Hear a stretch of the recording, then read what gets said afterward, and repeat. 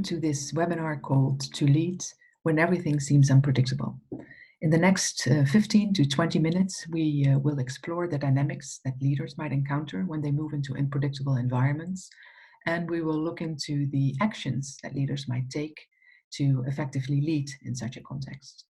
And with that, we'll explore the questions or the dilemma that many leaders find themselves encountered with nowadays, and that is, how can I provide some stability and predictability that followers require from me in a context that is very unpredictable, and how can I do that without creating an illusion of control?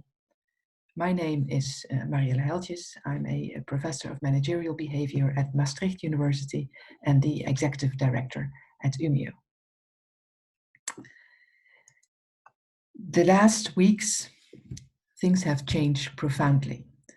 Things have changed from being relatively stable, relatively predictable, relatively foreseeable, to fuzzy, to hard to understand, to very unpredictable. And many organizations, and sometimes even overnight, had to go through unprecedented change. Their way of working turned upside down, as it were. And this, of course, cannot happen without causing extensive turmoil and also extensive stress. And being a leader in such a context can be quite an overwhelming situation. And a leader, of course, can experience the same stress as anybody of us is experiencing when confronting with the unknown. Now, when confronted with stress, this can result in several reactions. One is one of inaction. Just keep low and hope that this will pass as quickly as possible and return to normal as things were before the crisis hit. And you saw this behavior also at the start of the crisis in some of the leaders. Another reaction can be to fight, to very proactively take charge, to very decisively regain control of the situation, to take decisions, set everything in motion, centralize efforts, all with the objectives also to return back to normal as quickly as possible. Now, neither approach and neither response is necessarily effective in this situation of unpredictability, because, of course, on the one hand, with inaction, it assumes that things will get back to normal. In the second instance, in taking charge, it assumes that the expertise and the experience that I have as a leader have built throughout the years will still be valuable and still be as valuable as it was in the past in the future situation. And the third assumption, which is dangerous, is of course that the normal that I want to return to is the same normal as it was.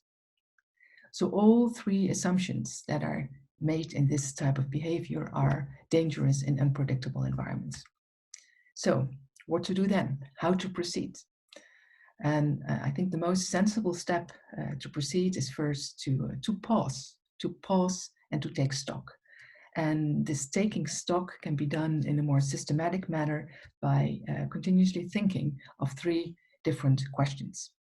And these three different questions help you to zoom out, to look at the bigger picture that you are in and that your organization is in. They seem relatively simple. Do you see what's going on? Do you understand the underlying forces at play? And do you have the courage to initiate actions to make things better? Now, let's explore them a little bit more in depth, one by one. Do you see what's going on? Of course, this will be different for each of you listening to me now, but what I see is an abrupt stop in the way we used to do things. What I see is a collective shift of attention to health, collective shift of attention to healthcare, to the preservation of livelihood of people, to the importance of schools, to the importance of learning and adapting to new situations. What I see is innovations that take place also at an unprecedented scale that otherwise might have taken months or maybe even years. And a very good example is, of course, in my own context of education, where primary, secondary, as well as tertiary education switched to digital learning, online learning, almost overnight, which was unthinkable before the crisis was. But of course, for you, the most important question is, what do you see? What do you see that's going on in your context? And once you have a picture of that, then the second question becomes, do you understand what are the underlying forces that are at play in that context?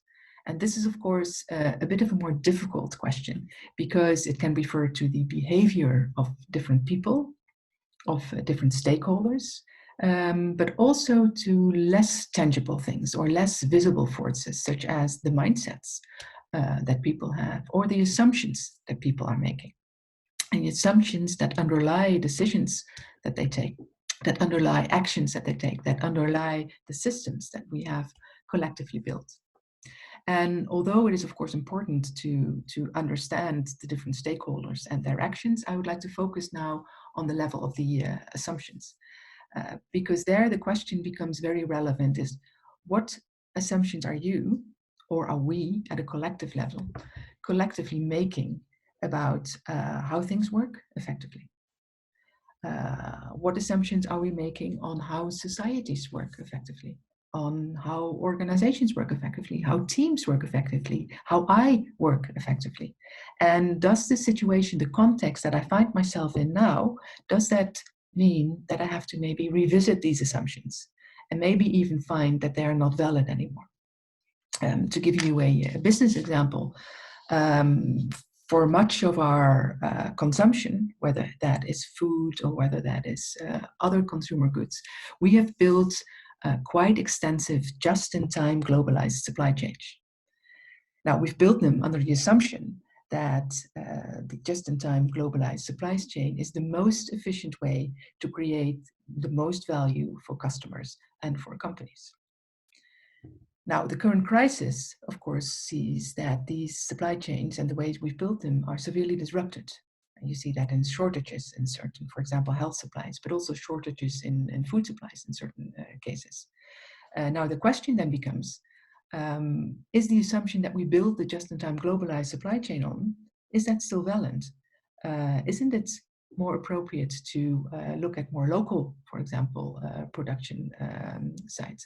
Or maybe we should expand the people that we were building the products for. So maybe go beyond just the customers and the consumers, but also look at what it is doing to our climate.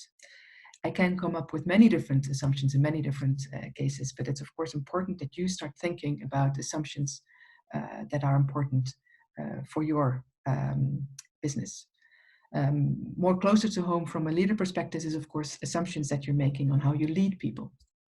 In many organizations, there's quite extensive control systems in place that shape the behavior within of people within the organization. Think of rules that you need to follow, think of appraisal systems or compensation systems, think of descriptions of roles or functions or directives that you get from the leaders, that directly influence you. Now, these are of course built on the assumption that if we would not have such control mechanisms, the behavior of the people within the organization would not be as optimal as it is now. And also there, I think you see in the current crisis that interesting new perspective emerge, because there's remarkable innovations and collaboration across community emerging in systems that essentially have fallen apart. So let's examine this underlying force in a bit more detail from a leadership perspective, as this might actually provide you from a leader role with a bit more predictability in the unpredictable. Now, especially research in psychology has said a lot about how people behave in certain situations. And it also tells us that in the right conditions, human beings are very, very resilient, and that they can move from fear to learning. And of course, learning is what is required if you have to be adaptive to changing circumstances when things are unpredictable. Now, the question then, of course, is what are these right conditions? And of course, what can you do as a leader to create these right conditions? Now, the right conditions are relatively straightforward. It's people move to learning when they see a common purpose. I spoke to a cardiologist last week of the hospital here in Maastricht. And he said, it's amazing which collaboration and innovation across disciplinary boundaries is possible now that we've all operated under the common purpose of providing the best patient care possible. He had not seen it before, but the common purpose was so strong that it guided all actions in that direction. The second condition is that people experience that human values are actually enacted, so that they're in a situation where they feel respected, where they feel acknowledged, where they feel taken seriously. In that situation, psychological safety exists and trust is built. And when trust and psychological safety are there, I can actually be creative and work in my full potential and learn from potential mistakes that I will also undoubtedly make. The third condition is that you, as a human being, has to have an ability to recognize and to acknowledge emotions. Because psychology research, and especially Susan David, psychologist from the Harvard Medical School, does very interesting work on this, says if you deny negative emotions, they will actually impair your brain functioning. So to help people to recognize and acknowledge emotions that they have will make them more resilient. And the fourth element is that people have an ability to reframe. Teresa Amabile of the Harvard Business School has done a lot of work on this and has found that people that in their work recognize the setbacks, so when things are not going so great, but then reframe and refocus on the small wins, so become quite solution focused, are actually the most productive. Now, if you know about these conditions, then we can go to the third question that I addressed at the beginning. As a leader, do you have the courage to take action, to initiate action, and to make things better? Now, what you will have gathered on your own rule from what we discussed previously is, which was, do I see what's going on and do I understand the underlying forces at play, is that from a leader role perspective, it is impossible in such a context to know all the answers, to know all the right ways forward, and to be responsible only for knowing the right answers, or to think that people might expect that of you. So you need your team. You need the full potential of the people working with you in your team or your organization. Now, how can you do this? Well, that's by exhibiting two types of behaviors. On the one hand, from a leader perspective, you have to provide direction and set boundaries. So you have to be very clear about the collective purpose that you and your organization or your team are engaged in, and the priorities that are set within. So is the purpose, like in the cardiologist care, the best patient care? Or is it maybe survival of your organization? Or is it maybe stabilizing your supply chain? Or is it keeping all employees safe? Is it increasing the collective transformational capacity, et cetera, et cetera? But be clear on the collective purpose and on the priorities that are set within. Now, once that is clear, you have to be clear on defining the boundaries within which to operate. Especially in this crisis, for most organizations, there will be severe financial constraints within which to operate, or legal constraints within which to operate. Make them very clear and make sure that everybody in the organization understands them and has them in the front of their mind. And then finally, be transparent about how decisions are made. Be transparent on when you, as a leader, make the decision alone and when you engage other people and when you can engage other people. Then the second pair of actions is that you empower and that you enable. And with empowering and enabling, you in fact build the resilience of your employees. You do that by sharing information, by being transparent, by involving people in the difficult trade-offs that you undoubtedly have to make in these difficult times, and by organizing creativity so they can actually use their full potential and come up with unorthodox and new solutions, and invest in building a community so people can take care of each other also. And in that, of course, you move between the different types of behaviors. So you empower and enable, but not without paying also attention to setting the direction and controlling the boundaries that you have set. You empower and enable, you provide direction and set boundaries. It's like breathing in and out between these two sets of behaviors. And how is that enabled? Through communication. That will come as no surprise. When you communicate and connect with others with compassion. And what I mean by that is that, of course, you have your own perspective as a leader on the situation, and that is very important. But pay attention to all the different perspectives that exist. Pay attention to that with an open mind, of the perspectives of stakeholders inside and outside the organization, and take all these perspectives as seriously as you do your own. Connect them and move forward, building on that.